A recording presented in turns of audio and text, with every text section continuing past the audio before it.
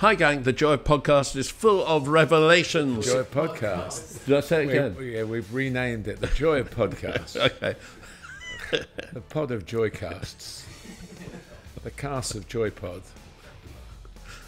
Hi gang, the Joy of Football Podcast is full of revelations this week. We start with a new segment, Over Land and Sea, about Martin Tyler and my journeys for football in other countries. Three of the best. There may be a player or two you haven't heard of. Many you have. Letter from the Gantry. Martin's letter is about Nottingham Forest and Chris Wood. Voice of Passion is about my awareness of a change of coaching practices. We need to talk about looks at three struggling clubs, Tottenham, Newcastle and Manchester United, and we finish with stoppage time. And Martin, it really has been a podcast, always going to be for people listening and watching, of revelations. Well, you can find out how we found out on air about the change in management at Manchester United. Don't miss that.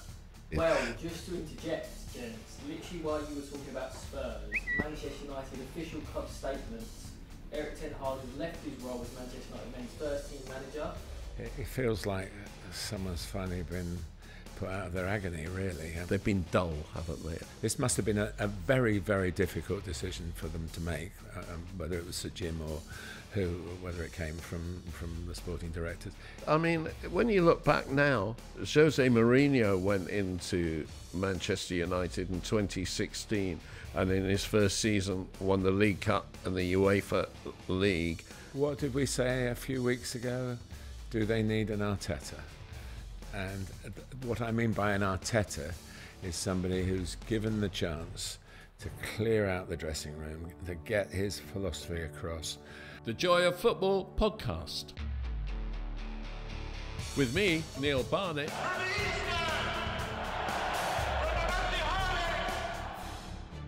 And with me, Martin Tyler. Looks for Xavi! Rooney! Aguero!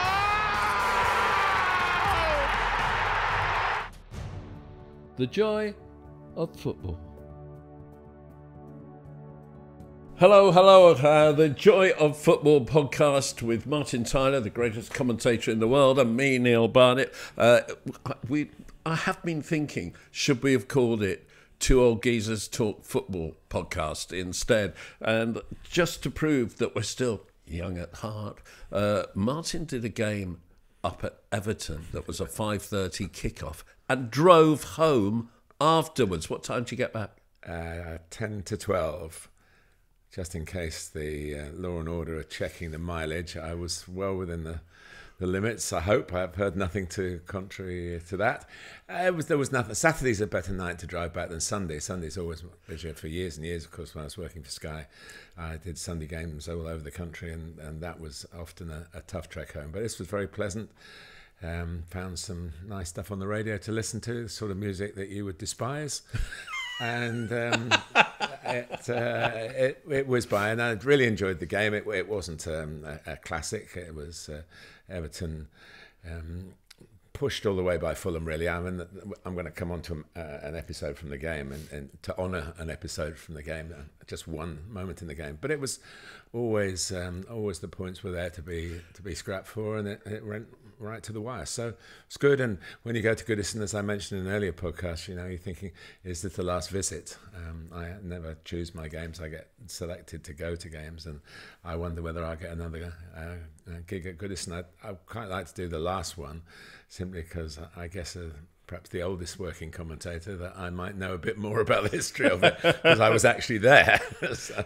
Well, I did 3 days in Athens following my team, and I promise you there were 3 days of eating, drinking, and celebrating being abroad. And I got home, the flight was delayed, I missed the train, therefore the last train, and I came back in a circuitous route, having got to East Croydon, where I could use my Freedom Pass, and took 3 buses from there in order to get back at 3 o'clock. So you get a Freedom Pass because Kingston's in London, is it? Yeah.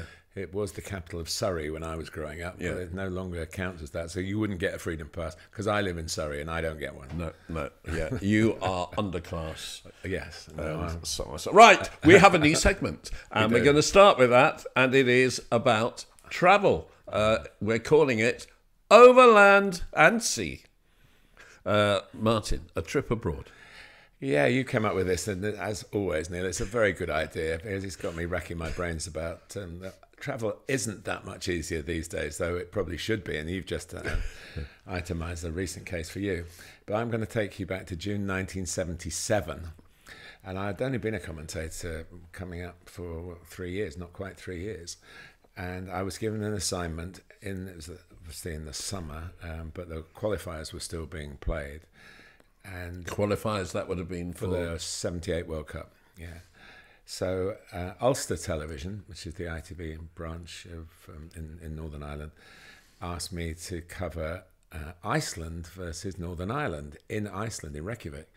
I was thrilled. First and foremost, to get an international game so early in my career, and also to be asked by somebody outside the normal mainstream that I was working for. But it was complicated. The complication was that there were no links from Iceland, as you could beam the pictures back today. Of course you can from Iceland and anywhere in the world, but you couldn't. You had to take the tapes back home and play them out, so it couldn't be covered live. So I was briefed about what was going to happen, and what was going to happen was we were going to go to the game, sit and watch the game, and then the next morning we get a private plane and come back to Belfast with the tapes on board, and then as quickly as possible, because it was a big game for Northern Ireland football, as quickly as possible, play the tapes, and I would sit in a studio in Belfast and commentate as if it was live. That sort of had a feasibility about it. What they didn't tell me until I was already there was that the BBC Northern Ireland were doing exactly the same. So first and foremost, we watched the game, which Iceland won 1-0. Danny Blanchflower had captained Spurs in their famous double time back in the early 60s. He was the manager, and it was a bad defeat. Pat Jennings was in goal. Sammy McElroy played, people like that. Brian Hamilton, who won a lot of caps. And George Best? No. And anyway, so the game was watched. The stadium had limited television resources, as the whole country did, and they parked what would pass for the Icelandic team bus on the halfway line at the back of the terracing, and the Iceland commentator, who had the facility to do it domestically, stood in the coach through the hatch and looked out over it and commentated from there. And it was, I wish I'd taken a photo of it. It was amazing. He was a legendary figure in Icelandic football, and it was a very special day for Iceland because they won the game. But I sat on virtually on the steps of the coach. I think actually on the back of the terracing, right in front of it. And then so the next morning we dashed to the airport with the tapes, with the producer, got the tapes. And we were involved in what must be the only air race between two channels covering a football match, because we could see the BBC playing out of. We're going to go faster to the pilot. And so getting back to the airport was only part of the race. We then had to bank on the technicians getting it ready. So I can't tell you how it panned out. I rather feel we came second. But I don't know by how much and how important it was. But my real job then was to sit, and it was a barn of a studio. It wasn't sort of intimate surroundings, like a voice recording booth, which you'd have these days for it. And so I sat in there and did the whole game at about mid-afternoon, I think, on the Sunday. So brilliant. That's my tale. And the most important question, and sea. Did Arne Gudjonsson play I for knew you were Iceland? going to ask me that, Neil, so I looked it up this morning, and the answer is no. That's why it was only 1-0. Okay, my trip was that I've chosen was in 1997. 97-98 season in the European Cup Winners' Cup. It was the second round. You had 2 rounds before Christmas, then quarterfinals, semi-finals, final. It was the second round. It was the first leg, so it was in late November, away to Tromsø of Norway. near-ish to Iceland. Yeah, but Yeah. Tromsø... A different time of year, of course. I had total daylight when I was in Iceland in June. And weren't you invited? Oh, I was invited to play golf at midnight, yes, which I would have done, but I don't play golf. So rather spoiled. I could have done something else, I suppose, at midnight in the daylight. I would have loved that. But, Well, in Tromsø, I don't know why they allowed the game to be played that late. Well, they didn't have a choice. Tromsø were the Norwegian Cup winners, and that was the draw. When we got there, we flew in. I flew with the Chelsea team. We got in, and it was really frightening. I mean, there was a blizzard coming down, but the point was there were banks of snow that were already about 8 feet high. And we got in, and, well, we got off the plane, and we went to our hotels, and then we went to the ground for the press conference, and that, I think you can call him legendary journalist Brian Glanville was on the trip. And Brian always had something to say about everything. And that was not a place to start doing that, because as he walked from the coach, the journalist coach, to the where the press conference was in the ground, snowballs galore from all these supposedly mature journalists were rained in on him. I have to say that the chairman, Ken Bates, got the same treatment when he turned up as well. So it was very, very liberal. Everyone got it. But the press conference was held. Tromsø then laid on the most wonderful banquet for everyone who had turned up, all the Chelsea officials, but I don't know, the whole of Norway seemed to be there. It was the most wonderful banquet. And we got to the game the next day, and the snow had been really hard. Cars were covered completely. They cleared the pitch. Our manager at the time was Ruud Gullit. But there was no way that Chelsea knew how to play on the pitch. I think it wasn't the first time that Celestine Babiaro, who played, had seen snow, because he'd been playing in Belgium and had seen it. But it was the first time he'd ever come across... Was it an artificial pitch or undersoil heating? Who knows? You couldn't see it. You couldn't see it. I mean, no, there was no undersoil heating. No. Absolutely no. I mean, Tromsø weren't a big club. It's near the Arctic Circle, isn't it? No, it's in the Arctic Circle. It is. It was the first European game played in the Arctic Circle, UEFA game. They went 2-0 up, and the second goal was the funniest goal I've ever seen. It was a mistake by our goalkeeper, Ed de Goy, and he was so angry he kicked the goalpost when he made the mistake, and the snow, which was on the crossbar, fell off him and landed on his head. It was absolutely hysterical. The game was stopped several times in the second half for 5 minutes in a time as they cleared the lines and repainted them so you could see them in some glowing colour. Ruud Gullit was going beside himself. I've never seen Ruud Gullit angry. He's the most laid-back person in the world, and he was going beside himself. And out of nowhere, we had this not young man who could skate, it appeared to be, on this snow, and Gianluca Vialli, I hope you're listening, Luca, skated through Tromsø's defence twice, and we only lost 3-2 in the end, and we beat them 7-something in the second leg the following week. But UEFA will have to work out if ever a team from the Arctic Circle gets into I mean, they do with the Champions League and everything. The more northern teams often make sure it's an away leg or an away game in the last group match or now league match of the calendar pre-Christmas. But this wasn't the last game because the second leg was back in London. But yeah, it was. If I was in charge of one of those teams, I'd make sure it was a home game. Yeah, get all the advantages that you could. But it was a unique trip, a wonderful trip, and when we went back, I think we had to stay overnight rather than go back straight after the game. I don't think we were allowed to fly at night as the teams normally do.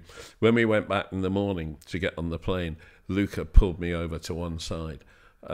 Got out his passport and wanted a photograph in front of the plane in the snow, which he duly received. So yeah, probably the best football trip of my life because it was just so unique. As an aside, Jordan Pickford kicked the post at Everton, my last Premier League game, but he'd just kicked the ball out of play with his weaker foot, and he turned around and used that foot against the post with frustration and annoyed with his standards that he'd let his standards drop. So, but there was no snow to fall on the crossbar, thank goodness. Brilliant. Right, that is over land and sea. Maybe we'll come back to it. I think we probably will. We've got a few tales to tell. Next up, early on in today's podcast, 3 of the best. And he makes them pay. 3 of the best. He's made them pay, and that completes a wonderful hat-trick. Young player. Yeah, you and many of you watching and listening may not have heard of Lennon Miller. To be honest, I hadn't heard of him until recently. I'm doing some preparation on Celtic for a Champions League assignment in a few days' time. And they were playing Motherwell, and this young man caught my eye, playing for Motherwell. He's 18. He made his debut for Motherwell when he was 16 and 6 days in a Scottish League Cup tie a couple of years back. And so he's not long 18. He's son of a former Scotland international, Lee Miller, who did have a spell playing in England. He was at Middlesbrough for a while and Carlisle for a little bit longer. So he's got a bit of football in his family. He's already played 50 games and scored 6 goals, and he'll score a few more because he's now playing a bit further forward, sort of off the front. And at 0-0, Celtic won the game 3-0 in the end, but at 0-0 from sort of probably between 25 and 18 yards, he hit the post and then hit the bar with shots that had the Celtic goalkeeper, none other than Kasper Schmeichel, well beaten and a millimetre either way, and the goal would be being replayed over and over again. He takes free kicks, he takes corners, he also is tall and 6 foot. He's tall enough to be a threat from other people's set pieces as well. So I really like the look of him, and listening to the Sky commentator Gary Weaver extolling his virtues at the same time as I was sort of researching Celtic. He said that this could be the next cab off the rank, if you like, from Scottish football into the English game. And he's still obviously got a bit to do, but 18, he's played a lot of football, and you and I talk a lot about players not getting first-team football at a very young age, which they benefit from. So Lennon Miller, I don't know whether the Lennon is anything to do with Neil Lennon or the great John Lennon or even Aaron Lennon, but there must be a story there which I don't know. But I like the look of him, and I'll keep a lookout for him, and I would suggest you do the same. My young player is 22 now, is Curtis Jones at Liverpool, who had possibly his best ever Liverpool game in their victory over Chelsea recently, in which he did an amazing block to stop a Cole Palmer shot, won the penalty for Liverpool's first goal and scored the winning goal. I first came across Curtis Jones being not a Liverpool... I'm not a Liverpool fan. Being not a Liverpool fan, in the summer of 2018, when I was working a pre-season tour for the organised pre-season tour in the USA, and I saw Liverpool lose 2-1 to Manchester City. No, they beat Manchester City 2-1. That's what happened. They were 1-0 down at half-time, and then Mo Salah came on, and they won 2-1. And then they beat Manchester United 4-1, Jose Mourinho's Manchester United 4-1. So 2 wins. And Curtis Jones was quite heavily involved because 2018 we'd had the World Cup and everything. He was quite heavily involved, and he was a youngster, so he'd have been about 8, very young at the time. And he was coming on at right back in the main. And that's where I thought his position was. And he was not great, but he was useful, and he was reliable, and you could see that he knew what he was doing. And he's gone on, and I've always thought, yeah, he was neat and tidy, but that's all he's a trier, but I never thought he was anything special. And I always wondered where he'd finish up.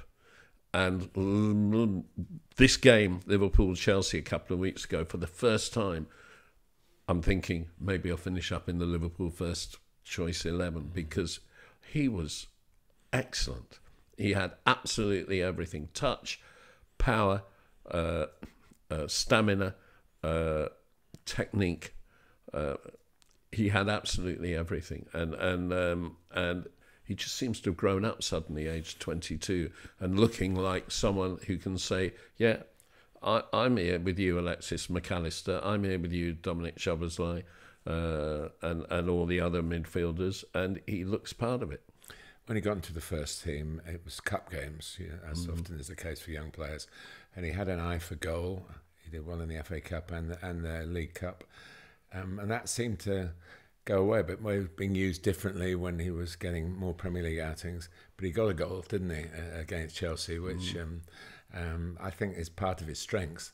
But it is a hefty competition, and sometimes the local lads don't come out well in that, just because maybe they're easier to leave out. They love the club. They're so thrilled to be involved in the club. They're probably less likely to come knocking on the manager's door. So yeah, good luck to him. Whether he's going to make the step from the under-21s into the senior England setup, we'll have to wait and see whether he's Thomas Tuchel's cup of tea.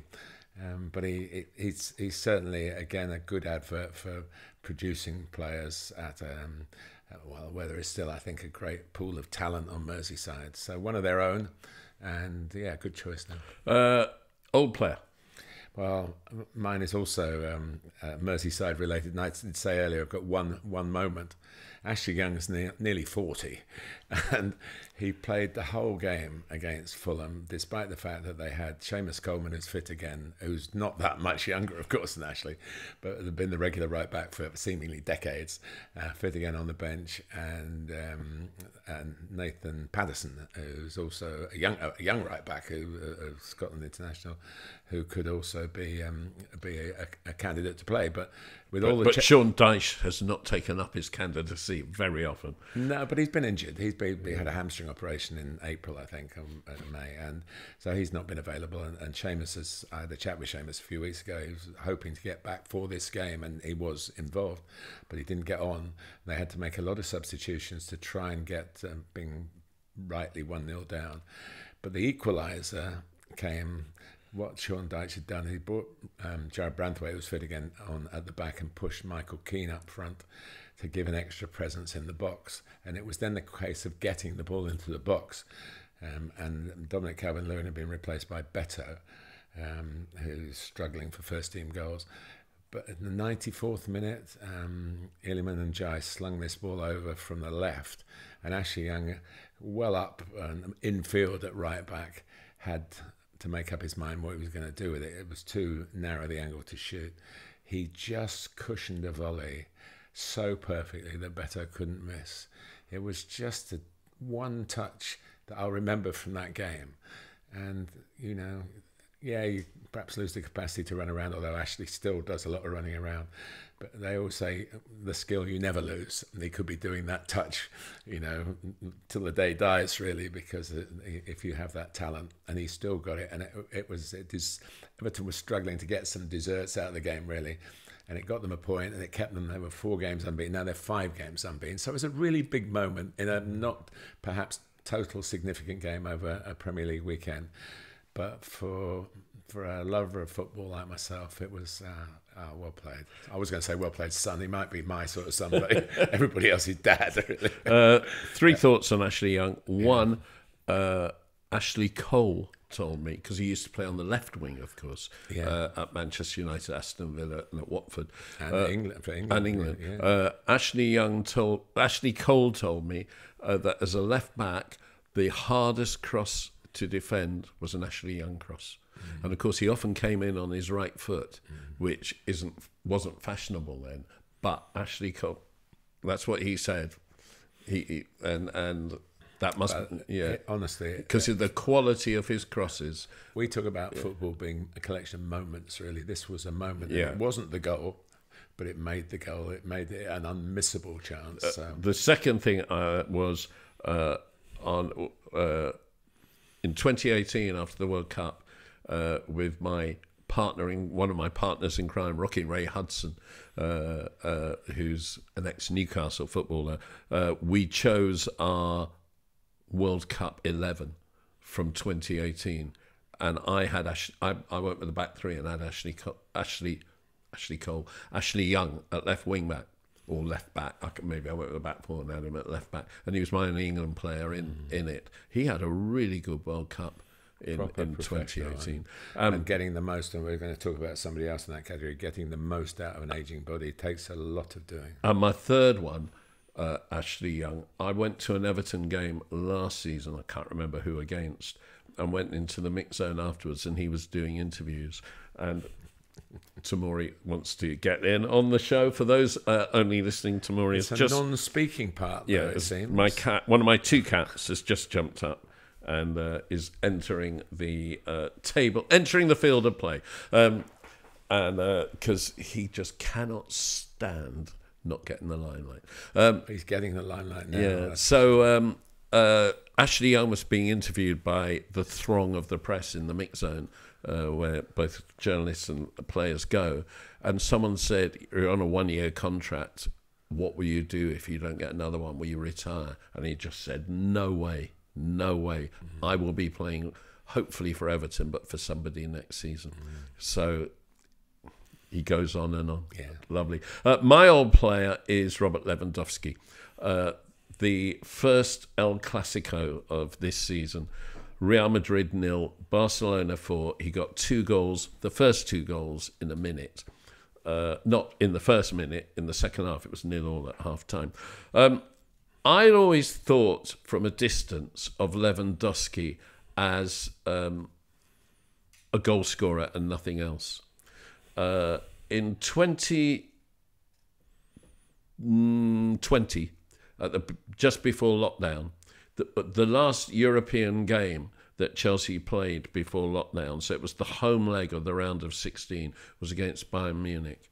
And Lewandowski was unbelievable. He made the first 2 goals with stunning centre-forward creative play that I'd never seen from him. I think he was a goal scorer for a lot of his career, but he had become, in his 30s, an all-round footballer. He then scored the 3rd goal, and he was majestic. He was absolutely majestic.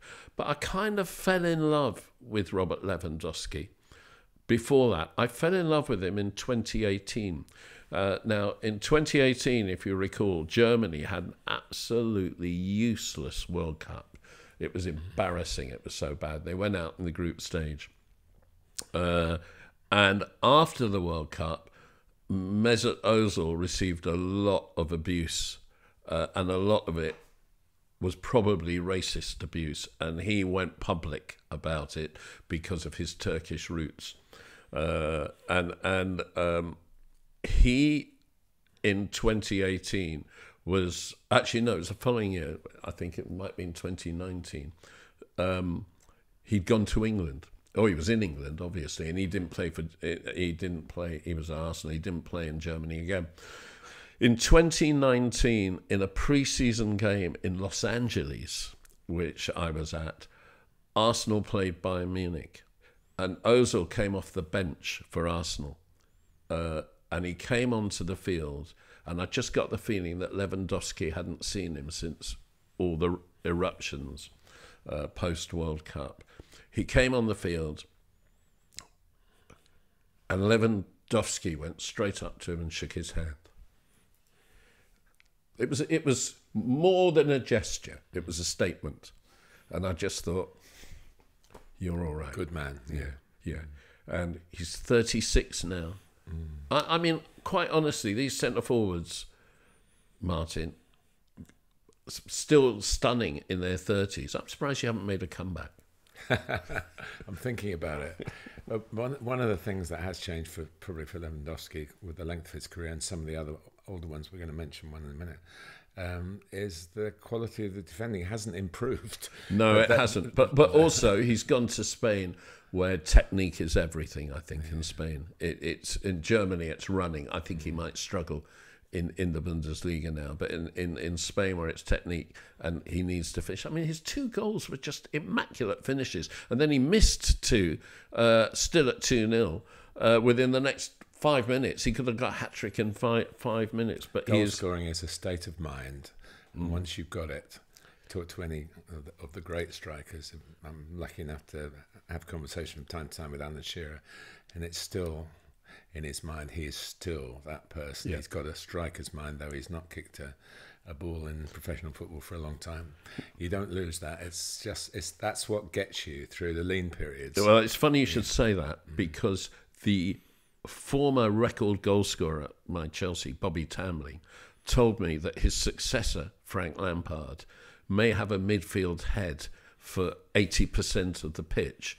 But he said when he gets forward and gets into the final third of the pitch, his brain changes and he plays like a forward. And that's why he's the record. He's desperate to score, and his record proves how successful he was. Yeah. And players who aren't desperate to score they might have ability to score, but they don't rack up the numbers because they'll pass, where strikers will shoot. You know. So Robert Lewandowski's still doing it, and Barcelona 6 points ahead of Real Madrid with 11 games played. That is amazing. Your player. Oh, that was a foul on Bonetti by the Cat. That was the reflexes of a man who's thinking of making a comeback. It was very good. Your player. Well, we're still on the strikers theme. Number 9 for Lille. Player we've talked about, and I know perhaps you're going to come back at me on this, but Jonathan David is a Canadian international, a very interesting backstory.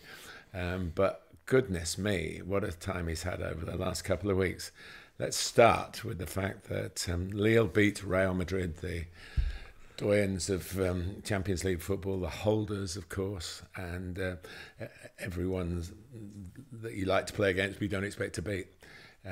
Lille held out, and very late in the game they got a penalty, and I think it was handball against Camavinga, and the responsibility passed to Jonathan David to win the game, get Lille 3 points in this revamped Champions League. And they have been champions of France, I think, 4 times, and once relatively recently. But they're not at the top of the league now, and they're probably punching above their weight to do these sort of things. But he scored, and it's Lille 1, Real Madrid in the record books. Fantastic. And on match day 2. So let's go forward now to match day 3, which is a chance to do the double over the iconic Madrid clubs away to Atletico. And Bruno Genesio, the coach, I was shocked. I'm commentating on the game, and I do a lot of prep. I had no idea what he's going to do. He left 5 of his regulars on the bench, including Angel Gomez and including Jonathan David, and played 3 teenagers, one of whom immediately gave a goal away, scored by Julian Alvarez. And one thing happened, one player got injured, and so one of the regulars came on in the first half, Jagrova, who's a Kosovan international, and in the second half he equalised. So drip, drip, drip onto the regulars getting onto the pitch, including eventually Jonathan David. And he comes on, and as soon as he's on, of course, they get a penalty. I say, of course, because it's almost scripted how this has gone. It's really unbelievable. It was a difficult penalty to commentate on. I still am not quite sure what it was awarded for, but I knew Jonathan David now on the pitch would take it. So he's won the game against Real Madrid. There's still time to go here, but he's going to put them 2-1 in front against Atletico. So it was another massive, and this time in an away ground with all the whistling and hooting and jeering going on, and he stuck it away. So they're 2-1 up. You still think Atletico are going to come back, but with 2 minutes to go, there's a bit of ricochet in the penalty area, and who swivels. Again, a bit of a deflection. It's definitely his goal, Jonathan David. And so he scored now. Now, the reason they left some of the players out and only used them later in the game was they were playing Lens in this derby of North France on the following Saturday. So all the regulars are back in the team. And this is not just the local rivalry. They're trying to keep pace with the Marseille and Monaco, PSG. And so this is a game that they want to win. And he's actually said it pre-match to the French press officer, so the French reporter who's doing the pre-match interview. My little bit understanding of it, that she's basically said, "What are you doing? We're away to Atletico Madrid," and Lons got a mention in the answer. So I'm looking. I can't wait to what happens. They get beat 3-0, but I suppose it doesn't matter because they've won the 2 Champions League games. It's 0-0 in the 94th minute, and guess what happens? They get a penalty. And guess what happens? Jonathan David takes up the responsibility again, scores again, and they win 2-0 because they get a goal in the, I think, the 101st minute as well. So they win 2-0. They pulled away from Lens. They're level on points with Marseille, got beat by PSG, I think, on the same evening. So, I mean, I should be giving everybody, including the manager, accolades. But for somebody I haven't seen play much, he played in the World Cup for Canada. And his general play, I can't say too much about because he played 20 minutes, but still poached a goal in the game that I commentated on. But the penalties, pressure, wow. And for Lille to do the double, I don't think people in this country have made enough of it. To do the double over Real Madrid and then Atletico Madrid away, with all the history, all the great European experience, magical. So Jonathan David, top man. Atletico lost both their games so far in Europe this year, and that's they won the first one and they've lost the next 2. That's right. Yeah. 2 out of 3. They lost 4-0 at Benfica. Yeah. But Diego Simeone under a little bit of pressure. Yeah. I must say he did look a little bit not quite his normal aggressive self. Jonathan David, bit lightweight for me, but Jonathan David, bit lightweight for me. Neil, let's have your player, because this will wrap up, I think, a really enjoyable and different 3 of the best. Rafinha, Barcelona again. He got a hat-trick a week ago. I've forgotten who that was against now, but he got a hat-trick. He got his first ever goal in El Clasico, one of the goals in the 4-0. He's currently captaining Barcelona. My first memories of Rafinha were obviously Rafinha. Yeah, it's got the H in it. It's Portuguese, Brazilian. So we're in a struggling Leeds shirt. And I just thought, oh, God, a talented Brazilian winger in a struggling Premier League side, he's going to be not involved a feat and just waiting for the one chance to shine. None of it. He fought for Leeds like their biggest fighters. He was Leeds to the core when he was there. He was absolutely essential to their survival as a fighter for the cause, as well as somebody with talent and the ability to win points. Extraordinary celebration when they stayed up on that season, the season he was there, and Brentford, which showed his commitment to the cause. Yeah, I thought he was brilliant for Leeds, and as you know, I don't believe anyone should be allowed to be brilliant for Leeds, as I lived through the 60s and 70s, but he was superb. And just a word on Leeds then, they survived on the last day, or the one from last day, I think it was the last day of the season, and they then sold their 2 best players, Rafinha to Barcelona, and Calvin Phillips to Manchester City, which hasn't worked out, as we know, but they're 2 best players, and then wondered why they struggled against relegation the following season. Absolutely daft. That's what happens when you sell your best players. But he didn't have a good World Cup, I didn't think, in 2022, and I wondered, maybe not quite at the top level. And Chelsea tried to sign him, and he went to Barcelona in preference. Chelsea tried to sign everybody. Oh yeah, I forgot that. Yeah. And he went to Barcelona, and I thought, you might not be quite up to that level. Well, he's captain of Barcelona at the moment, and he is up to that level, and he's got an El Clasico goal, and he's scored in the Champions League for them, and he's looking a mighty fine signing and a mighty fine player. He's had to fight for his place there, and he's got it. Well done to him. Impressed. Barcelona.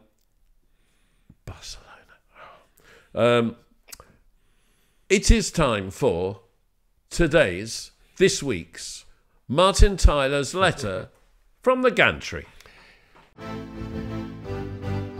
Letter from the Gantry. Thanks, Neil, as always. And yeah, this is a different kind of letter, really, but it is from a recent trip to the Gantry. The Gantry at Nottingham Forest City Ground affords a wonderful view of the action on the pitch once you've negotiated something of an obstacle course to get into position. It starts with a steep set of steps inside and at one end of the main stand, and quickly moves into a walkway above and parallel to the near touchline, which only a proficient limbo dancer would relish. Holding the walkway in place are diagonal girders every 5 metres or so, crossing the path you need to take. For me, at 6'3" or 1 90 metre, the angle is from waist high to knee high. It's a journey which you have to stoop to conquer. Most commentators, and I'm one of them, would walk barefoot across a bed of nails to get the best available view, so this isn't a complaint, it's merely an observation. I ducked and bent my way to my post for the recent match against Crystal Palace, and witnessed a win which propelled Nottingham Forest into the top half of the table, despite a stadium ban for the owner, the first of 5, a touchline ban for the manager, the first of 3, and the absence through suspension of 2 England international players. Oh, and the imposition of a massive fine, £750,000, for the club's unacceptable criticism of a match official.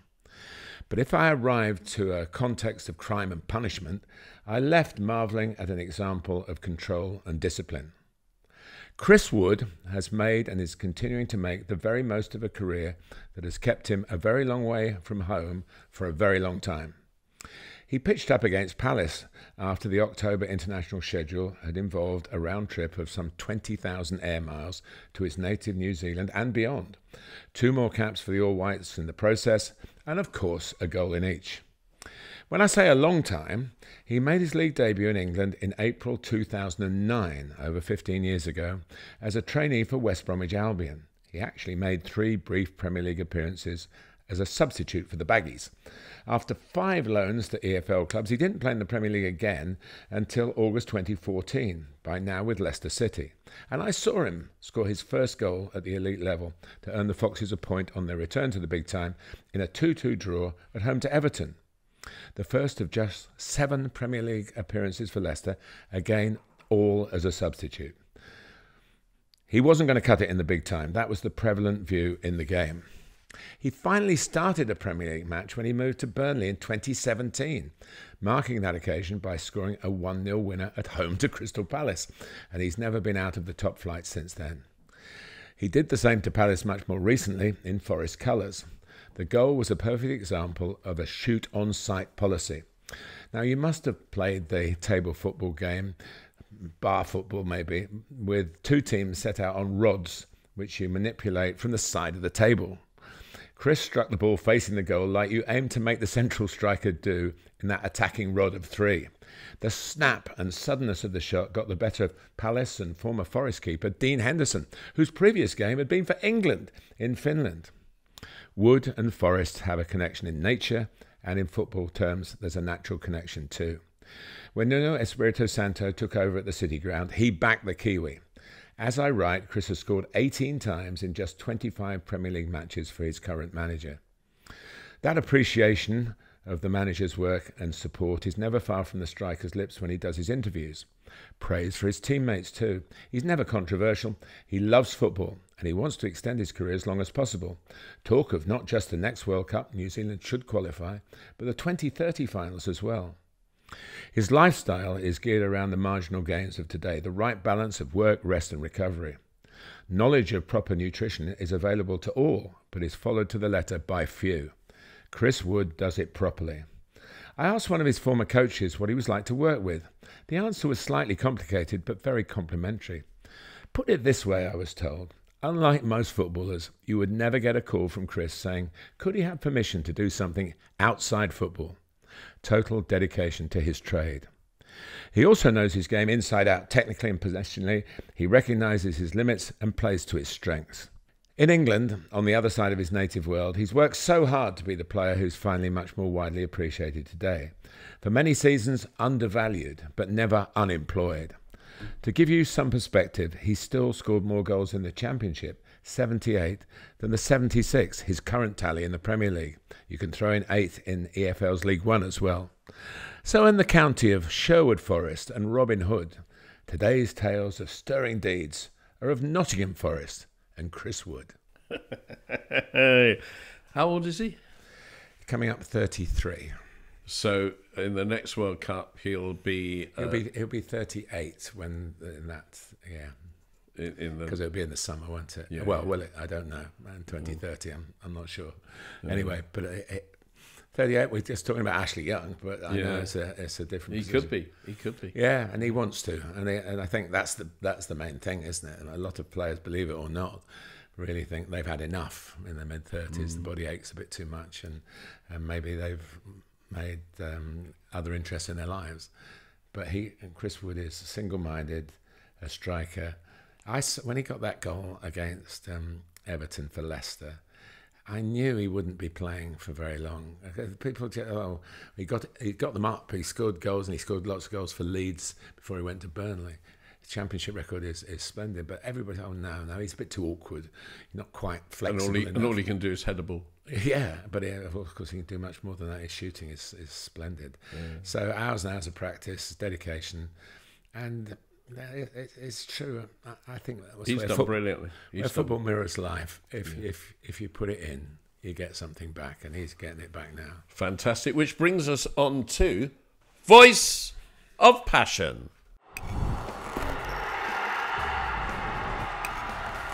Voice of Passion. With, of course, the voice of reason, Martin. And my voice of passion this week comes from something that surprised me. And it's, for once, it's positive passion, not negative passion. Enjoy football. Yeah. Enzo Maresca, in his pre-match press conference before Chelsea went to Liverpool, was asked about how he improves the team. And this is what he had to say. The only thing I can say is that, as I said already many times, I really believe that to improve as a team, you need to improve the players. And we are trying to, not only with the Moy, but with all the players, to dedicate them time, to spend time with them for extra work, almost every day. At the end of the session, we keep players for extra work. And Moy is one of the players, so we are happy in the way he's playing. We didn't have any doubt about him as a player, as a person, and we are very happy in the way he's playing in this moment. So what he was saying quite clearly, Enzo Maresca, Martin, was that he has one-to-one training after the major training session, basically development work. Now, when Jose Mourinho first came to Chelsea in 2004, any kind of development work basically stopped. He expected somebody who was playing at that level, who was coming to win things, didn't need that development work and shouldn't need that development work. So if you were a youngster who got into the first team squad, your development work stopped. And I think that has affected the way a lot of youngsters get into first team squads across Europe, because Jose Mourinho has had such an influence on the way that football is organised at club level. And I think that a lot of clubs now, every single training session is geared up to the next game, to winning the next game. And of course, we've gone from at the beginning of the century, most people in charge of teams being managers, now to being head coaches. They don't care about development. It's about the next game. And here we've got a coach saying, in order to improve the team, you have to improve the individual. And one of the things that hasn't been worked on for years is defending, one-to-one defending, not in the way that it used to be, and how to defend, how to win tackles, how to win headers, how to position yourself, how not to dive in but to stand up. And it's all about playing out from the back now if you're a defender. But here is someone saying you need to improve with coaching work one-on-one. And I think that is absolutely essential. you said earlier on it's easier to score goals because the defences aren't as good anymore. I think that's absolutely essential to young players coming through. And it's one of the reasons why so many young players, I think, are leaving the big first teams, because they get into the squad and development work stops. Well, I think there are a couple of points I'd like to make. First of all, you're dealing with a head coach saying this. There's a whole raft of coaches who are available to do one-on-one sessions with players. I mean, there's two kinds of players. There are players that need to work on an aspect of their game because it's a weak point. However they go, whether they play 200 first-team games or not, they'll still have a weakness that they'll want to do some work on.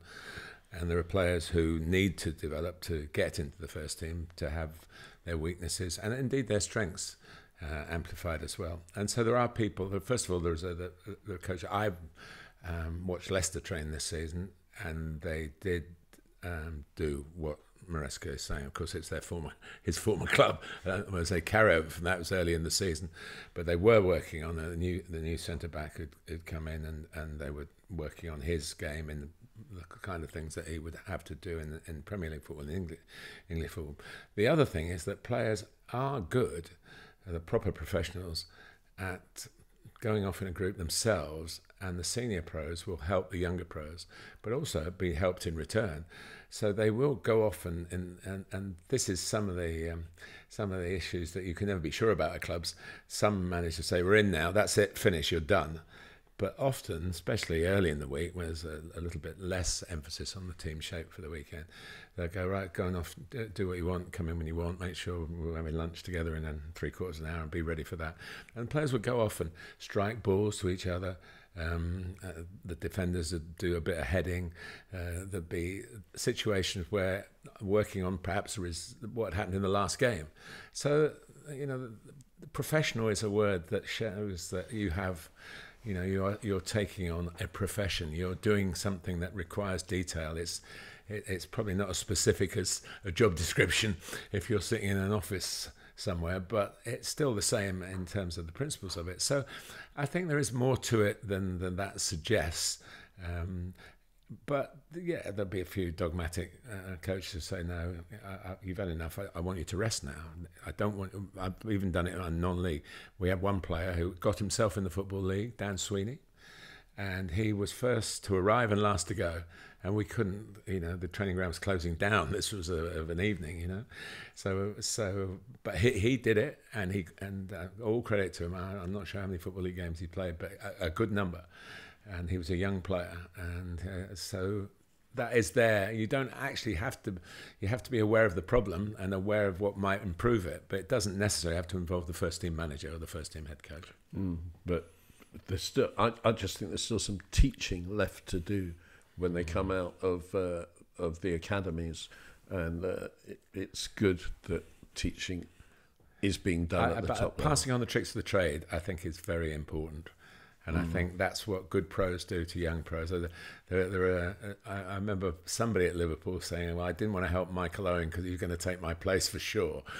So you can understand a bit of self-survival on that. But generally, there are things, and everybody you want the best players around you as a player, as a coach, you want to do. But so people aren't turning it down. And I think the Premier League has enough coaches to solve this problem for any club that chooses to do it that way. Lower down, it's not so easy because those coaches have been probably up till burning the midnight oil, looking at data and looking at other matches, and you can't stay out there forever. But the ones that really get to the top, they do put the hours in on the training ground, and the players do benefit. Voice of reason. Right, let's move on, and we have to have this week. We need to talk about Tottenham, Newcastle, Manchester United. Let's start with Tottenham. Are they still a Big Six club? Yeah, I think so. I think that the trappings are all there, aren't they? The philosophy of football is probably what's getting them excitement and holding them back in the same breath, They will lose games because of the cavalier approach of Ange Postecoglou, and I think most Tottenham fans would take it as it is. They do look at a team capable of winning a cup, and that kind of they can score goals, and they can, they can take anybody apart in periods of games. And in the cup, if you've got to have those sort of tools to have any sort of cup run at all. So he says, and I know he gets a little bit narked now, Ange, about it being, but he said it about, in my second season I win things. So I would suggest that there are possibilities there. I've just been listening to lots of analytic punditry on Arsenal. Where are they? Because they lost Leeds against Liverpool. And it comes back to what I've said to you before. Only one can win. We've got to be more balanced in our criticism of those who can't win the league, who don't win the league, who come up short. Are they developing as a club? And I think Spurs still are. And I must say, if I get a commentary game and it's got Tottenham in it, I'm going, well, I'm going to have some entertainment here to broadcast around the world. And so I'm not so worried about them.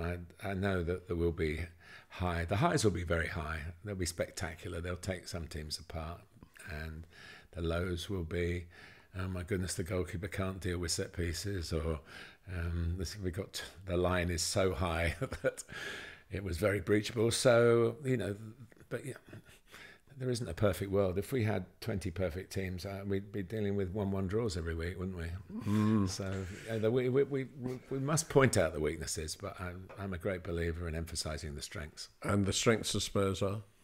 The same thing, the weaknesses, the philosophy, going, getting energy. I think Papsar's underrated in midfield, covers the ground, does a lot of hard work for those who are further forward. Kulusevski, every time I've seen him play for a long time now, he's always left with a memory, and he can score goals, he can make goals, now playing all sorts of different positions as well. Brennan Johnson's had his great scoring streak as well. So they cram as many players in. I know Lee Carsley got a bit of a doing for losing to Greece by trying to fit everybody in, but in a way that Ange tries to do that every week, and when you do it most weeks, you'll get reward for your attacking philosophy. So it's made Tottenham very watchable, and if you can accept watchable and not winning the league, I think you can perhaps only do that if Ange lives up to his optimism that they do get a trophy, because I'm afraid that's what is now pinned on people. You didn't win a trophy, I'm a bit perplexed by his change of shape, because he signed James Maddison and played him as a 10 in a 4-2-3-1, and that's what really got Maddison into the England squad. But he's pulled him back into a 4-3-3 for some time now. Yeah, but Maddison was in the England squad before, so Yeah, but on a regular basis he got in for a while, and then he got subs him. He basically treats Maddison the same as everybody else, and I think that I know James won't like it. And you can see that when he gets taken off, and he's been taken off quite early in some games, early in the second half. Because he's not an out-and-out midfielder, is he? He's got to become one. Whatever the manager wants, and I've just waxed lyrical about Nuno and Chris Wood, and I don't know if I mentioned this to you before, but Dominic Calvert-Lewin, I mentioned he wasn't in the middle. He didn't get the support of an extra striker like Beto did, or an extra forward player. But he had one season under Carlo Ancelotti, scored 21 goals, 16 in the Premier League. He's not done anything like that since, or perhaps before either. So there are times when it really clicks, and there are other players who are benefiting from Ange Postecoglou, and James has got to do it the manager's way. That's the way it is. Newcastle. Have they made it a big 7 clubs in the Premier League, or are they still just on the outside? I'd love to say the first bit, but I think they're probably just a little bit on the outside still. The management structure is rock solid. I don't get why they're having PSR issues. When they've got revenue streams, isn't it? I mean, 52,000 capacity stadium, and they haven't got the most elaborate squad.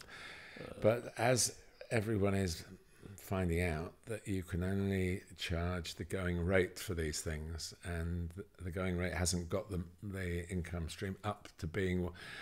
You remember what it was like? I thought they'd won the lottery. I didn't realise that they wouldn't be able to spend all the money that's backing them. And in a way, this sort of rather patient approach, I think, has given the club more credibility.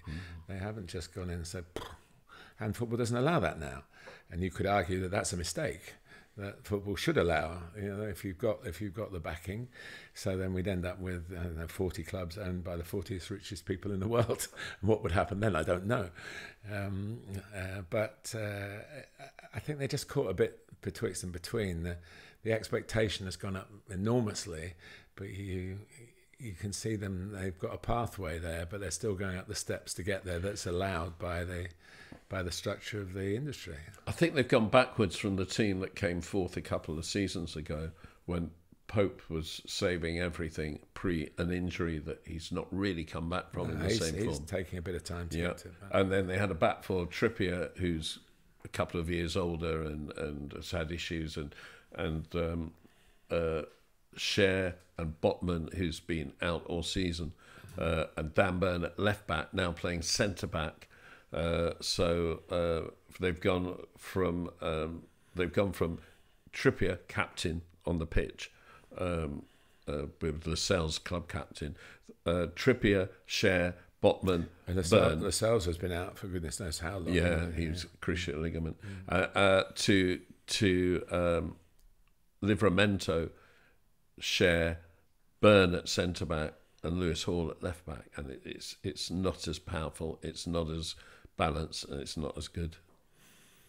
No, it's English-ish. Apart from Cher. Yeah, who is a good player, by the way. Yeah, he is. And Bruno Guimaraes, so much expected of him. I don't know whether there seemed to be a bit of a messy summer in terms of who's going, who's staying, what do we have to do to balance the books.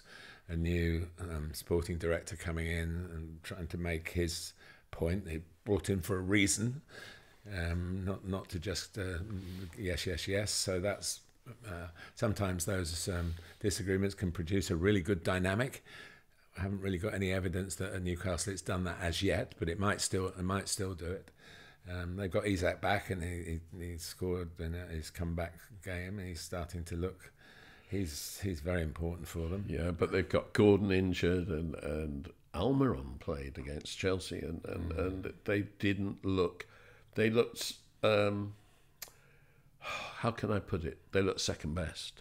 They looked solid. They didn't look bad, but they looked second best. Well, it's a challenge. Eddie Howe is a really focused, first in, last out manager, to working days, and no one will be putting more effort into trying to get their balance back right again. And I remember thinking that I saw them play at Fulham, and my feeling was a bit like the old Eric Morecambe and what was he, Andre Previn? And Morecambe plays the piano, and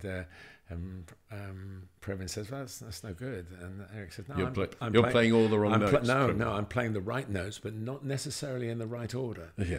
And I think it's a bit like that with Newcastle. They've got the right elements, but they just can't get them all on the pitch at the same time at the moment. And I think I would hope, because I think a lot of Eddie and his staff, and they're proper football people.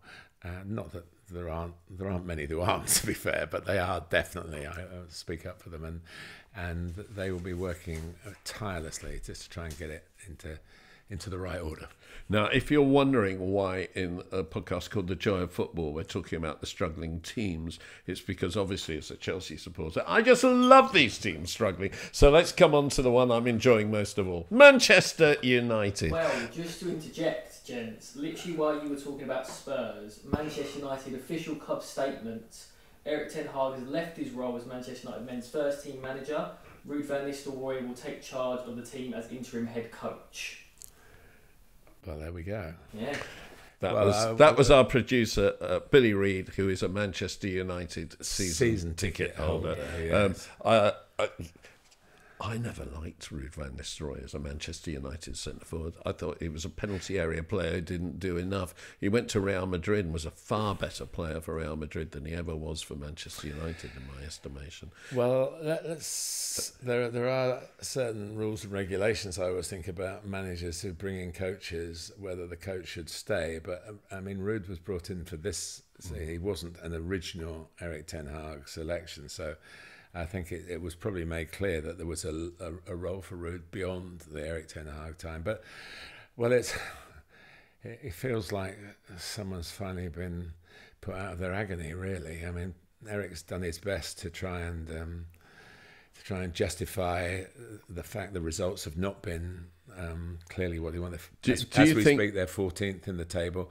They lost at West Ham to a questionable penalty. I thought it wasn't questionable. Yeah, it was just wrong. Yeah. Even I'll admit that. But I think a draw we would still be having the same conversation. Yeah, I mean, do you think it hasn't helped his cause that Arne Slot Dutch has gone into Liverpool and been so successful? Because, I mean, when you look back now, Jose Mourinho went into Manchester United in 2016 and in his first season won the League Cup and the UEFA League, and in his second season came second. And then when he struggled, Ole Gunnar Solskjaer went in and in his first full season came second. And what did we say a few weeks ago? Do they need an Arteta? And what I mean by an Arteta is somebody who's given the chance to clear out the dressing room, to get his philosophy across, to be given some time. It helped that he won the FA Cup so soon. And it also helped. But Ten Hag won the League Cup in his first few months as manager, won the FA Cup, which perhaps, I don't know, prolonged the agony, I suppose, in the end. But Arsenal got good structure with Arteta and Edu. Manchester United seems to have an ever-changing structure. Well, we don't know, because Dan Ashworth and Jason Wilcox, who we've discussed a bit on this programme, you can't judge them on what's happened so far. This must have been a very, very difficult decision for them to make, whether it was Sir Jim or whether it came from the sporting directors, because they had backed Erik Ten Hag and they interviewed other managers, so therefore whoever was out there was deemed not to be the right person to take over from a manager who'd had 2 silverware seasons but struggles either side of the trophy lifts, really. And I guess something, it looks a reaction to the West Ham game, that it could have gone to the international break. It could have gone to the point where they're nearer that. I think as we speak, they're 7 points out of the bottom 3 and 7 points out of the playoffs. So you can go. It's easier to go down than up. So they've got to do something. And I wait the speculation. There may be somebody, but this has happened during our podcast. So by the time we finish, there might be another manager in place, because that's the way it works. But we know Ruud van Nistelrooy is going to do it until, Can I just say, this is a wonderful moment. I'm going to correct Martin Tyler. Manchester United are not 7 points off the playoffs. There are no playoffs. They're 7 points off Europe Champions League qualification. Was it Europe qualification or Champions League qualification? Champions League qualification. Off the top 4. Yeah. They've been dull, haven't they? I don't want to put down Erik Ten Hag, because he produced a wonderfully entertaining Ajax team, which got to the semi-finals of the Champions League in 2019. But Manchester United have been dull the last couple of years. Their football has been prosaic, it's been laboured, and it has not been Manchester United DNA. I would say since Sir Alex stepped down, would Solskjaer's United be the most attractive United in that period? Yeah. When they were very counter-attacking, as the phrase now is, basically got the ball and went for it. Yeah, and produced some amazing comebacks and got points where they now you think, oh, it's 1-1, it goes to 1-1 at the London Stadium. There's only one winner. Man United are going to win because that's what they do, and that's what they still have done a few times under Erik Ten Hag as well. There's something about the DNA of the club that gets these fantastic Fergie time moments that still exist under other managers. But no, I'm not surprised it's happened because of one result, but I'm wondering how they're going to, if you like, paint this as something that the new order is already shaken up the order that they inherited, and they've done that by making people redundant and by bringing new staff in higher up the chain, and now they're going to have to change the managers. So it is a bit of a mess, and we're not used to associating. But I said this before in the podcast, 1967 to 1993, Manchester United were not champions of England. And here we are, they were champions in 2013, and we're going to be the 2025 champions now. So that's only halfway through the barren period that existed. And before. formation to Matt Busby, they only won the league twice. And Matt Busby to Alex Ferguson, they didn't win it once. They don't win. They don't win the league, but they ought to get a Scottish manager. Clearly, I would just say this: I had a very nasty conversation last week, I think, with our producer Billy Reid. The nastiness came from me, none of it from him. In which I went through the Manchester United squad and pointed out to him that there wasn't, in my estimation, one top 4 player in it. And he's looking at me now as if he could kill himself, not me. to correct my own error, they're only 7 points away from that top 4 positions. Yeah, so they can still do it. Right. We've talked about them, and it's extraordinary.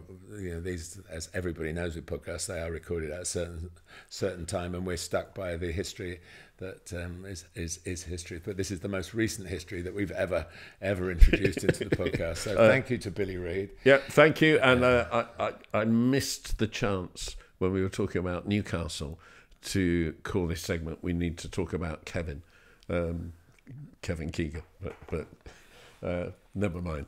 Well, our audience, some of our audience are young, Neil, so we have to be. Maybe Ashley Young will be an audience after the praise we've given him today. That's it, except for stoppage time. Stoppage time. Well, we've been away, you within the country and me out of it. Yeah, and the motorways are okay. My vehicle of choice has done the miles very well indeed. I've been blessed with some very what's the word? Strategic car parking spaces. So I've been able to get away from the grounds, but not liking it. I mean, I would stay. I'd probably move into Spurs ground for a holiday, I think. It's such a beautiful place. Not that I'm a Spurs fan, but it's it's being on the road and being around football people is why we feel that we can talk to you on this on these subjects where you've all got very differing views, and we're basically throwing our opinions out there and our, if you like, our experience out there. And going to Everton is going to be different next season. So it's one to enjoy. And I've seen 2 games, they've drawn them both. And if it's 0-0 to 1-1, which it was, maybe the next one will be 2-2. But whether it will be in this stadium, I'll have to wait and see. Yeah, lovely. I would just say I've never got on with Athens. I've only been there twice before or recently. The first time I went there was in 1981, and 2 years previously I'd been to Egypt, and I'd seen the pyramids in Cairo, or just outside Cairo, and I'd seen the tombs and the mummies and the temples in Luxor, and they're all kind of 2,000 years older than the Acropolis and the Parthenon and all that. And I went 2 years later and saw what the Greeks had to offer, and it was just shabby in comparison. It was less well maintained. It was dirtier. The food in Athens was awful, and it wasn't. I went on to Greek islands and had a great time, but Athens itself, No, thank you. Then I went there again in 2008 with Chelsea, working in the round of 16 or the quarterfinals, round of 16 in the Champions League. And it snowed for only the 4th time since the Second World War. And planes couldn't get in or out, and loads of people couldn't go who had bought tickets. I was on the team plane and got in, but I got there and I lost my passport. So I was working and spending the rest of the time in the British Embassy getting paperwork in order to get back. So it was a nightmare trip. So this one, it was clean, the food was excellent, the alcohol was wonderful. I do like an ouzo. That was the first thing I did when I got there was have an ouzo. The wine was good. It was excellent, and the cooking was fantastic. And I just had a really good time. I didn't do anything too cultural apart from eat and drink and watch a football match. The only thing I would say is that the metro was great to get out to the Olympic Stadium, but the walk to the Olympic Stadium from there was probably 2-3 times as long as the walk from Stratford to the London Stadium. And then the police made the supporters go the long way round back, and that was like probably 2 miles. And late at night, when the temperatures dropped, you don't want to be doing that. And it's just not a good place to have a football ground. But there's so many football grounds that are hard to get to. And just a reminder, final reminder, that the World Cup in 2026 will be in Canada, USA and Mexico, but mostly in USA. And the grounds there, most of them, you cannot get public transport to. You can only get driving out to, because that's what they're built for. They're in the middle of nowhere, and you drive out to them, which is part of the whole culture of having the eating and drinking, the parties there before the game. But it's a different kind of game as a result, or a different kind of crowd that goes, and I didn't appreciate that long walk back in Athens. But otherwise, great city, love it. I'd go back tomorrow.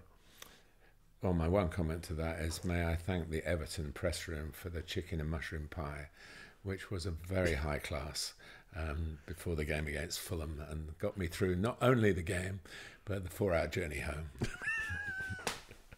And all I can say from that is, from Martin and me, see you next time. Thanks for watching, listening, whichever way you did it. Just to keep you up to scratch, a few things going on. Alan Smith is going to be a guest next week. Yes, that's the Alan Smith of England, Arsenal, Leicester, etc. Fame. Or is it the former sidekick of Martin Tyler fame on Sky commentaries? And, of course, on FIFA, the game that so many of you have played. All those things, by the way. Don't forget that the Aguero shirt is still available, signed by Martin Aguero, that has come from the classic shop of football shirts. The link is on the description below if you want to go to it. You can go on our Patreon. You can go on our Substack.com site to read us. The Joy of Football on there with Martin's letters and my writing. Observations. Yes. Angry. Hey, thanks for listening, watching.